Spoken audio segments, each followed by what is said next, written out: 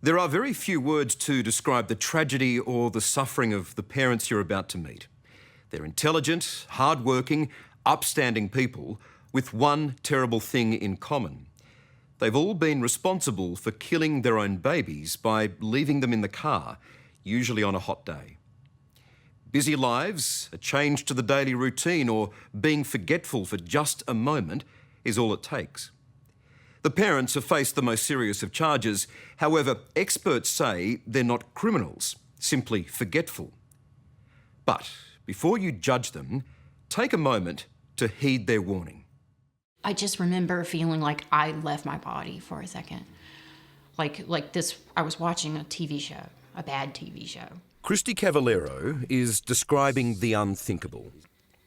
It was easily the most horrific day of both of our lives. The loss of her 13-month-old daughter, Sophia. She was just the best baby, you know. She didn't want to let anything happen without her being front and center of any kind of social event. She was, I would say she was a perfect baby. You know, it was just almost too good to be true. Sophia, or Ray Ray as she was affectionately nicknamed, was also the apple of her father's eye. She was so beautiful, she was so perfect, she was such a good little girl. But 3 years ago, Brett Cavallero was responsible for killing his baby girl. His morning routine always started with dropping his daughter at daycare. But on this one day, he forgot. Brett left Sophia strapped into her seat, in his car, parked right outside his work on a blistering hot day. How did that morning start out? We had overslept that morning. So Brett was obviously running late for work. She was running late for daycare. And it was just chaotic. And, you know, he headed down the driveway and down the hill. And that morning, he turned right. And we don't know what happened. We don't know why. And so our entire tragedy is the genesis of a single wrong turn. And unfortunately, this particular wrong turn decimated our entire family. I just drove to work. And strangely, that morning, it was going to be a day at the daycare where it was tropical day. And in my mind, when I was at work, I'm picturing her at daycare with that tropical dress on, and it's never came to me that she was in my truck. Brett still didn't realise until Christy picked him up for lunch that day, 3.5 hours after their daughter should have been dropped at daycare. We were driving down to a restaurant not far from his office, and we were just talking about how cute she looked that day. And he got really quiet, and I said, "What is going on?" And that's when he said, "I can't remember dropping Ray off at daycare." And my heart just sank. Ray Ray was still strapped in her seat. Brett and Christy raced back to his truck parked at his office, but it was far too late. 1 hour and 19 minutes after that first 911 call was logged, she was declared passed.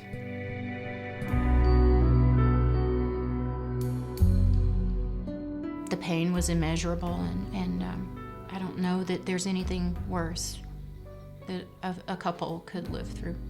And Brett, what are you saying to yourself at this stage?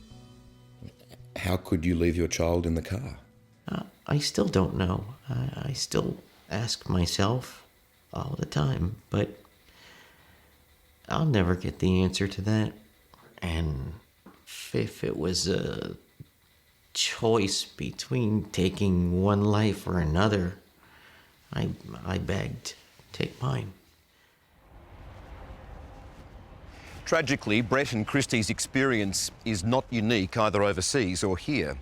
Over the past 3 years in Australia, there have been 7 such deaths where parents have forgotten their babies are in the car.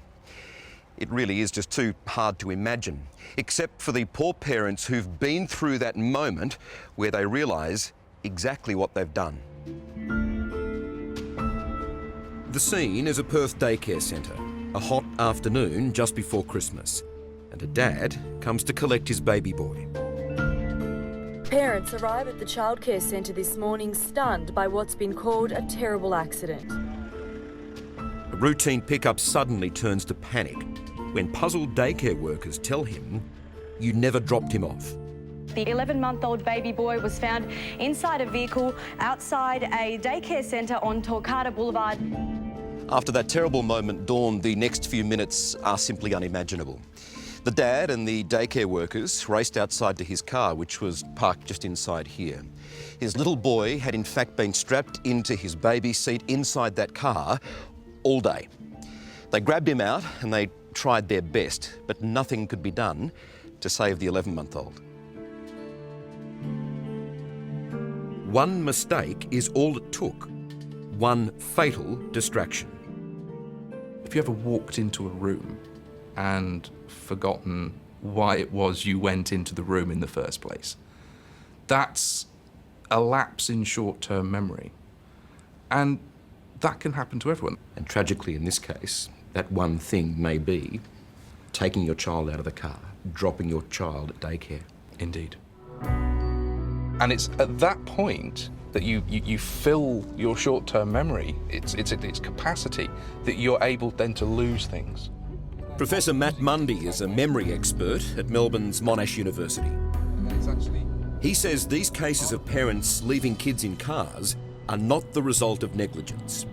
And so that one goal of stopping the car becomes further down that list, if you like. Rather, it's a function of the brain's coping mechanism, which is there to deal with the distractions and pressures of everyday life. The best way that some of these parents have explained how they were thinking at the time is that their brain went on to autopilot. Now, is that an excuse, or psychologically, is that real? For me, absolutely real. Take just driving to work, for instance. There are lots of things you need to do when you're driving a car. You need to be absolutely aware of the road, attention to detail. But there's a lot of things that you don't need to pay attention to. And so you can set your autopilot to do those things. This has been described as a fatal distraction. I think that's a really good descriptor of what happens. Distraction is one of the worst things to occur for your short-term memory. And this is scientific. This is a scientific explanation of what the brain is capable of. Absolutely. Your brain is capable of forgetting something. You're capable of not remembering you didn't do it. And therefore, when asked, you can fill in that information from previous experiences. Coming up, Australia's first criminal charges for fatal distraction. Manslaughter, which carries a 20-year jail term. And how a car can become an oven in minutes. So you can feel the big wall of heat come straight out. You can feel that straight out. That's next on 60 Minutes. In a Melbourne test laboratory, we're firing up a typical summer's day.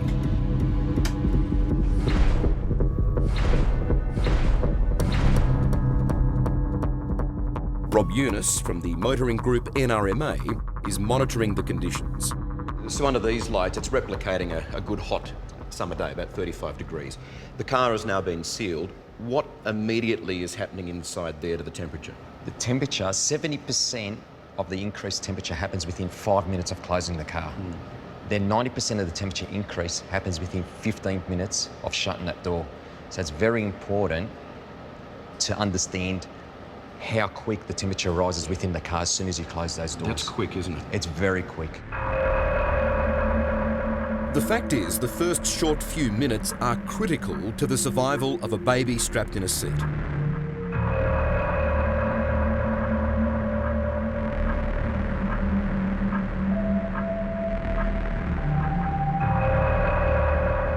And And after 1 hour, the interior is fatally hot.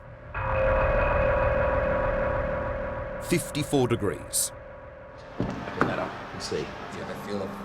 So you can feel the Big wall of heat comes straight out and you can hits feel that straight out. So you understand there's no circulation in there, and all of a sudden you've opened it and you've gone whack and felt it straight in your face. Like an hour, 54 degrees inside. It goes without saying that this is fatal. The chances of that baby are 0. 0. And I had no idea that I could forget something so precious. I really had no clue. I had no idea whatsoever that you could unknowingly leave a child in the car. Mary Parks left her son Juan in his car seat for 8 hours near her workplace in Blacksburg, Virginia. After a decade of trying to have kids, Mary and her husband Jeff adopted 2 boys. We had been going through a time where both our kids had been sick and running fevers.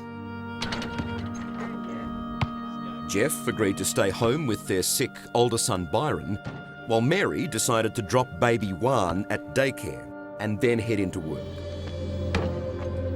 When I arrived at work that day, I told my co-workers that I had taken Juan to daycare and that Byron was at home sick and that Jeff was taking care of him. That's and then, entirely what you believed had right, happened. Yes. It didn't even occur to you that you hadn't dropped him No, off.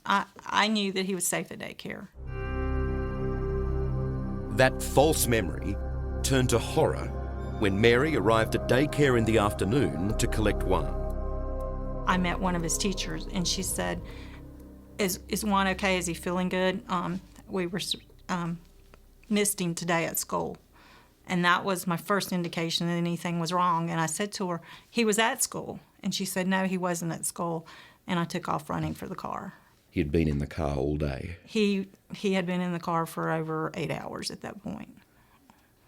I ran to the car, praying all the way that he would be fine. I knew that it had been a warm day. I remember saying over and over, I would never hurt my child, so how did I kill him? I got a phone call, and she said something about Juan. She goes, something like, I think I've killed our son. And I said, what? What? And she goes, you just come right away. To me, it was so surreal. How could it happen? How could you forget something that you love so much? Jeff, this is a very difficult question, but I guess you've thought about it before, but have you ever blamed your wife? I don't think so. Not intentionally, maybe subconsciously. I'm just thinking, why? How could you have let this happen? Type thing. But I mean, I know 100% that it was not intentional on her part or anything like that. So it's hard to blame someone for something that they had little control over. He's got a coracle. It wasn't just their loss and grief that Jeff and Mary had to deal with. It was also the full force of the law. I was indicted with manslaughter and felony child abuse. So this was like 7 months after the incident occurred. We were fortunate enough that the DA made the decision that they would not prosecute, so all charges were dropped against me. So it was well over 2 years before I knew the legal outcome. Like Mary, Brett Cavallero was also under criminal investigation by a grand jury after his daughter Sophia died in his car. The case was eventually dropped, but he's doing time every day. No jail sentence could even compare to. There's nothing that can really be done to you that's worse than living with the guilt and pain of losing your child. I mean, that for you is a lifetime sentence. It is. It truly is. I failed her. And that piece just still tears me to pieces. Now, the strong arm of the law is being flexed here in Australia also. In Bendigo, a mother of 3 faced trial for leaving her baby to die in her car, parked in the family driveway, during a Victorian heatwave in 2012. Jade Poole thought her baby, Bella, was tucked safely in her cot. Distraught, she called police thinking her child had been kidnapped. Jade Poole faced the most severe charge ever laid over this alleged crime in Australia, manslaughter, which carries a 20-year jail term. But Jade's lawyers argued that her tragedy was in fact a case of forgotten baby syndrome. It is the first time that defence has been used in Australia. And in this Bendigo courthouse, the jury found her not guilty. When the verdict was read out, Jade collapsed in tears. But increasingly, the lesson in America is that compassion, not criminal charges, is the best response to these tragic cases. If you have the ability to forget your cell phone, you have the ability to forget your child. And people don't understand those words. They go, oh, well, how could you say a cell phone is as important as a child? With dozens of hot car child deaths each year in the US, there is organised help for the parents.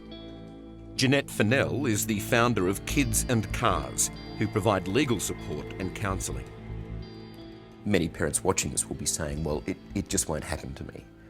I'm a good parent, I do everything right. They must have done something wrong. And I can tell you the biggest mistake a parent could ever make is to think it can't happen to them.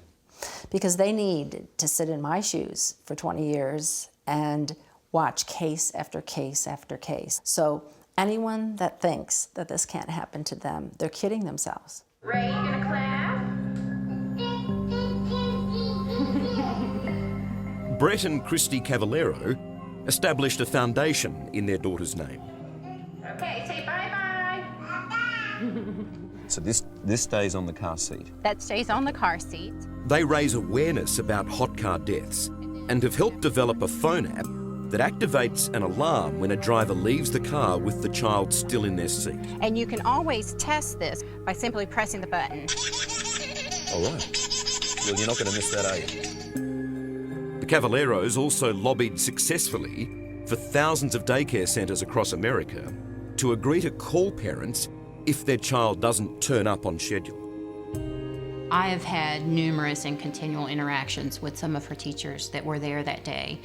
And one of the things that haunt them is that some of them did notice that she wasn't there. You know, that daycare teacher has had major struggles with not calling.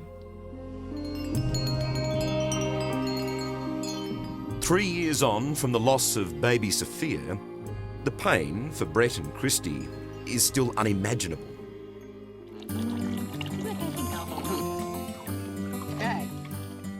But they have been able to move on in part. Now you're just getting wet.